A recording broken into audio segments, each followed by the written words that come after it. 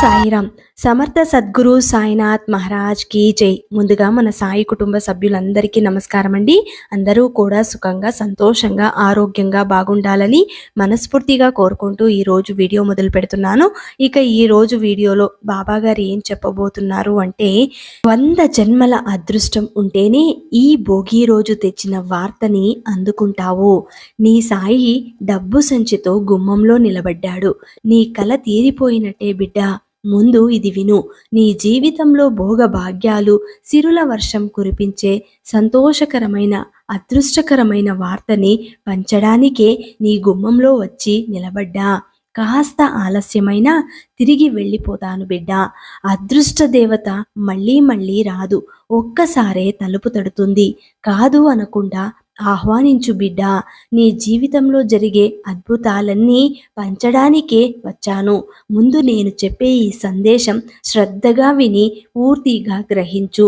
మరో నిమిషమే ఆ అదృష్టం ఎలా ఉంటుందో నువ్వు అనుభూతి చెందుతావు అని బాబాగారు ఈరోజు ఒక చక్కటి కథ రూపంలో ఈ సందేశాన్ని అందిస్తున్నారండి.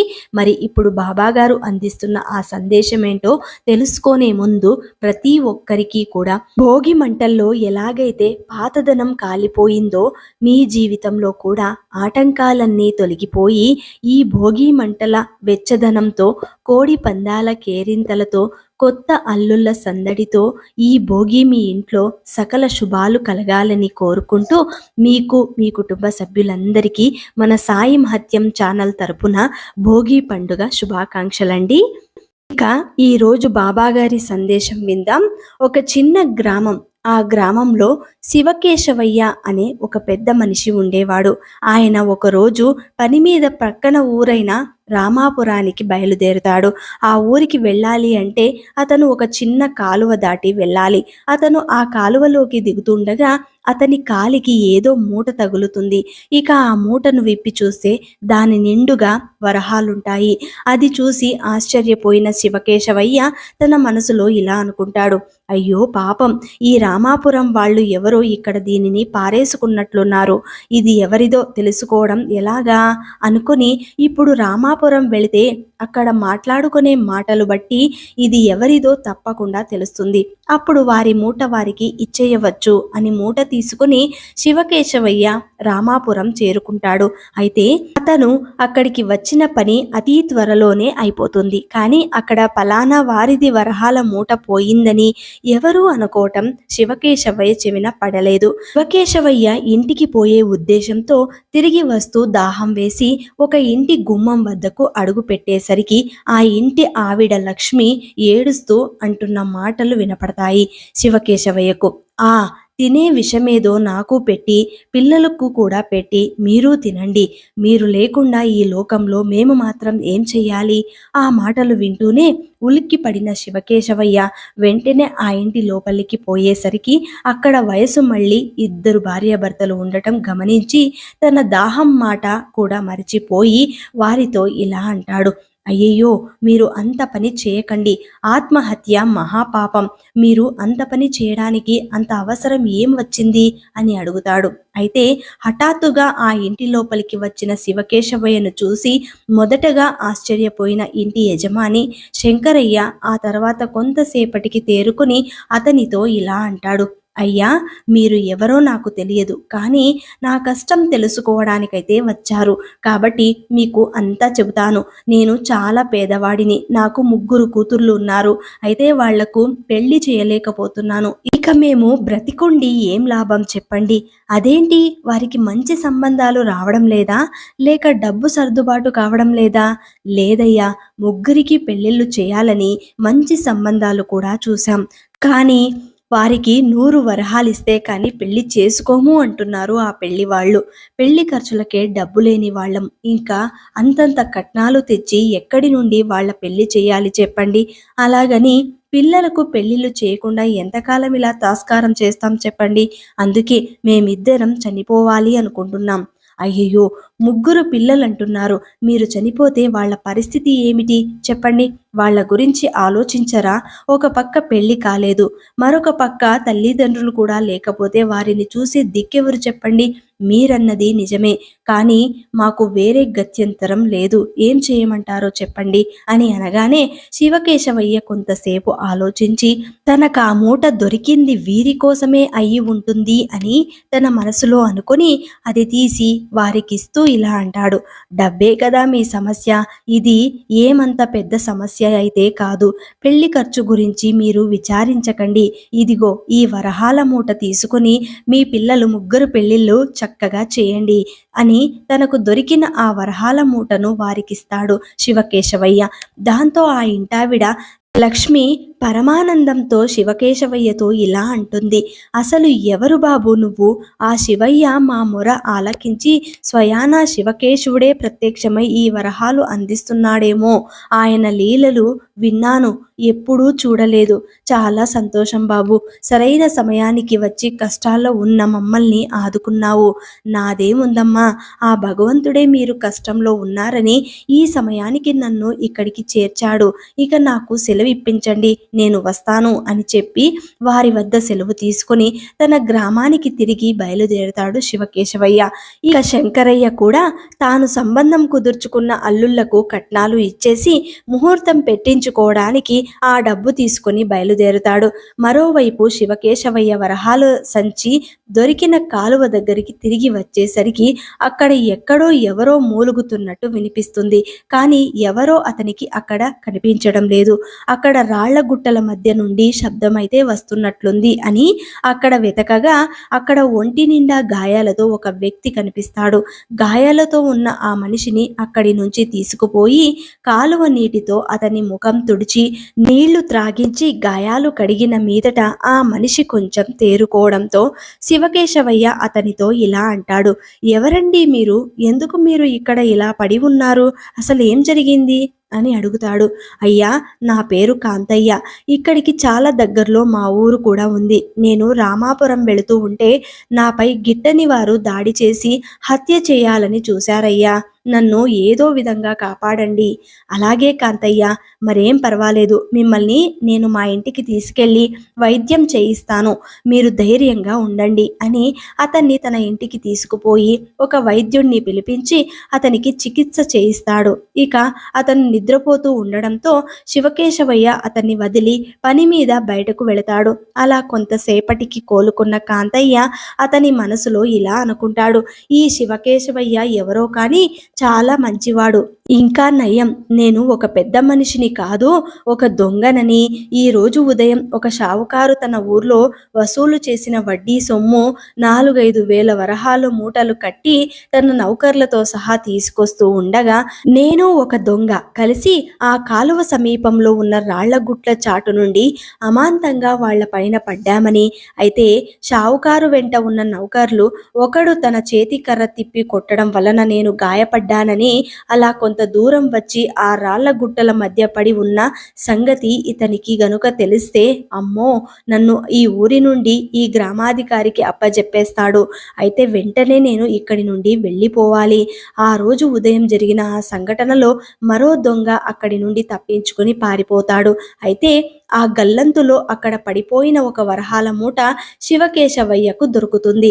ఇక్కడ షావుకారు తీరా ఇంటికి వెళ్ళి చూసుకుంటే తాను తెచ్చిన మూటల్లో ఒక వరహాల మూట కనిపించకపోవడంతో ఫిర్యాదు చేయడానికి రామాపురంలోని జమీందారు దగ్గరికి వస్తూ ఉంటాడు. అయ్యా అయ్యా, నా వరహాల మూట ఒకటి కనిపించడం లేదు, కొందరు దొంగలు అడ్డగించారు, అయితే వాళ్ళు మా దగ్గర ఉన్న మూటలలో మాకు తెలియకుండా ఒక మూటని కాజేశారయ్యా, కొంచెం వాళ్ళని గుర్తించి నా సొమ్ము నాకు అందేలా చేయండి. ఏంటి, మన రామాపురంలో దొంగలు పడ్డారా?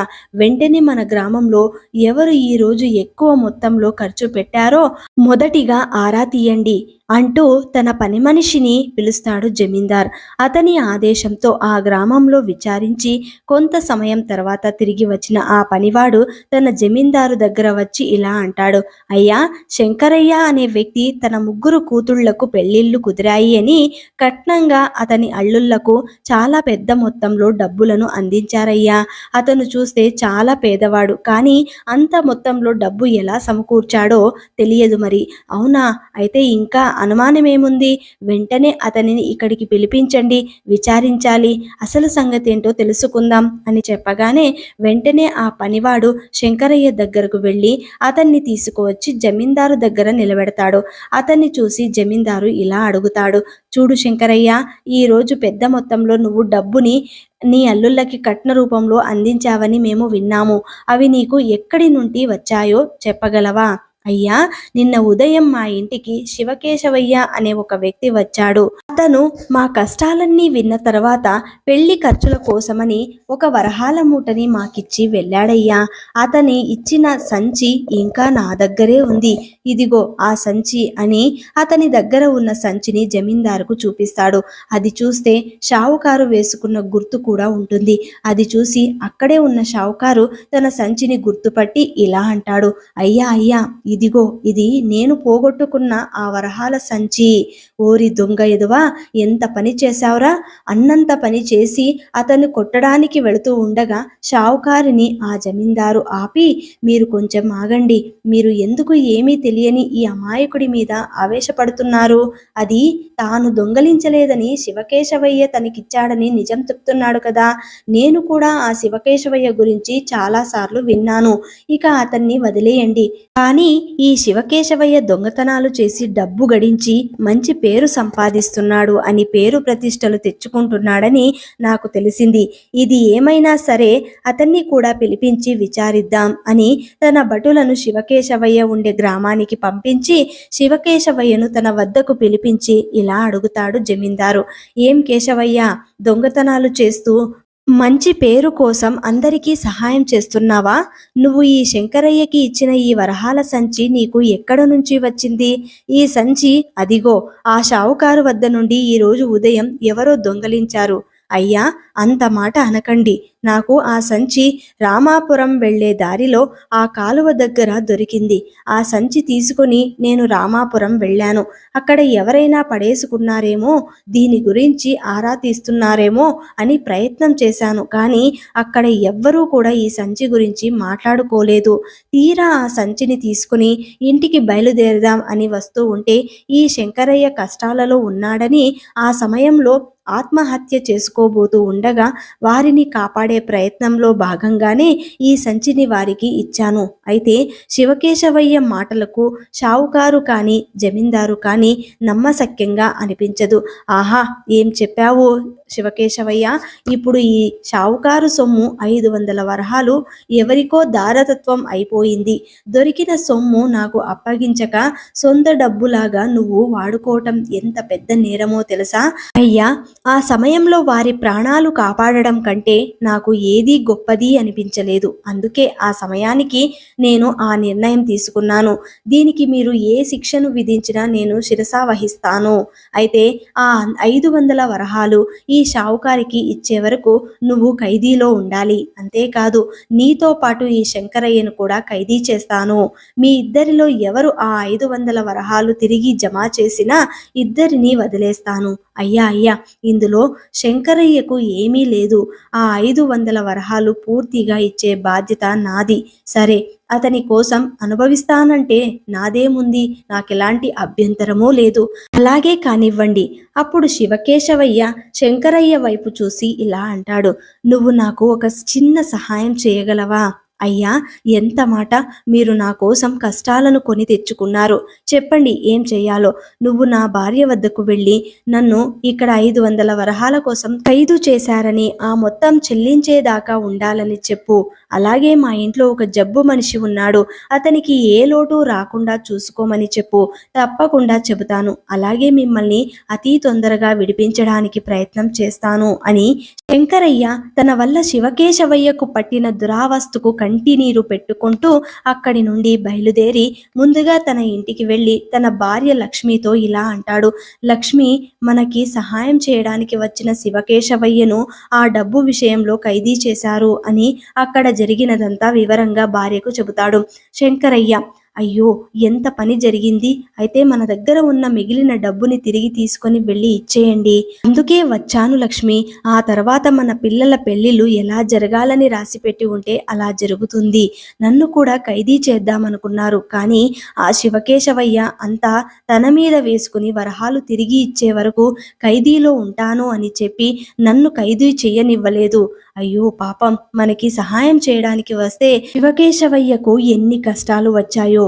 సరే లక్ష్మి, నేను ముందు ఆ శివకేశవయ్య గారి ఇంటికి వెళ్ళి ఆ ఇంటావిడికి కొంత సమాచారం ఇచ్చి తీరాలి. వెళ్ళండి, త్వరగా వెళ్ళి ఆవిడకి సమాచారం ఇవ్వండి. ఎలాగైనా సరే ఆ శివకేశవయ్యను బయటకు తీసుకుని రండి.